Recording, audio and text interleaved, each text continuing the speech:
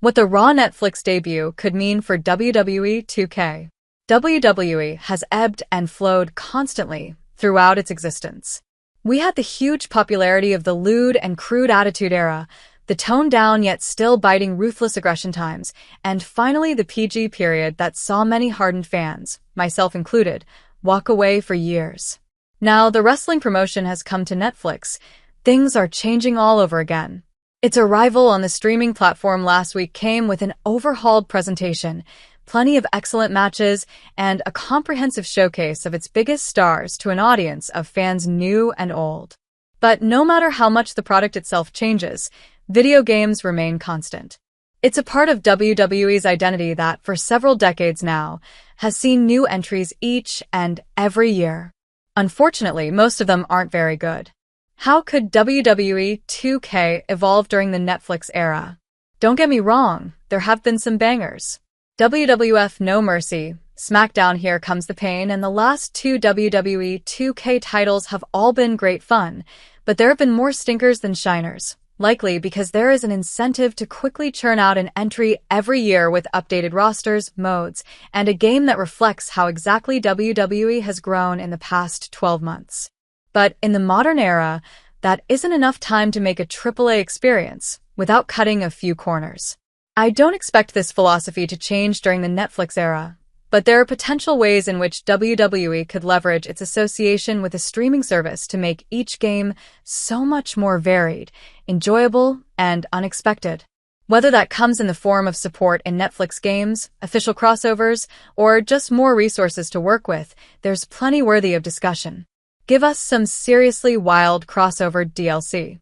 During the Netflix debut, Dwayne "The Rock" Johnson was quick to make a Squid Game reference during his opening promo, both as a way to promote the popular show and to make it clear that WWE Raw now shared a stage with the viral Korean drama. Wrestlers are joining a platform with some of the biggest shows on the planet, whether it's Arcane, Stranger Things, Bridgerton, or Wednesday. While the streaming giant makes a habit of canceling beloved shows, there are a select few that have become juggernauts. So, why not take advantage of that and throw some of these universes into WWE 2K as downloadable content?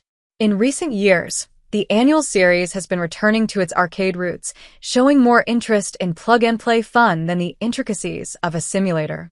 This attitude is reflected in its roster too, which isn't afraid to add pop stars, podcasters, and an assortment of wrestlers from across history, each with different costumes. Throwing a few Netflix big hitters into the mix wouldn't feel out of place, not to mention the cross-promotion that no longer has to deal with weird legal red tape. Besides, players are just going to create them eventually anyway, so why not make it official? Netflix games and WWE could be a match made in heaven. My colleague Tessa Core has already written about how Netflix Games is criminally underrated and continues to deliver a number of fantastic games at no extra charge. But even people who play games aren't logging onto Netflix to play Hades. They watch Peep Show for the 100th time like everyone else. So, despite its existence, it's hard to picture exactly how WWE would work with Netflix games even though they seem like a perfect fit for the service. WWE isn't going to give away annual entries for free, or at least covered by your regular subscription, while there is little chance of older titles being brought back either, so that leaves us with mobile games like Supercard. Maybe there will be some added bonuses for linking your account or a head start for players jumping in for the first time, but I doubt this element of Netflix will play much of a role. It's a shame because in another world, if it actually took off, things would be very different. Expect plenty of Netflix mentions in WWE 2K25. WWE 2K25 is set to launch in March, so chances are Visual Concepts is already getting it ready for certification and polishing the final build. But we've known about the arrival of Raw on Netflix for months now, so there's a solid chance it will have dedicated stages alongside commentary from the likes of Michael Cole and Wade Barrett mentioning the partnership. It is going to become a constant facet of everything WWE for the foreseeable future, and that includes how the product is incorporated into annual video games. Now, if only this saw devs handed additional resources and time to make each entry that much better, but we don't live in that world. Maybe one day.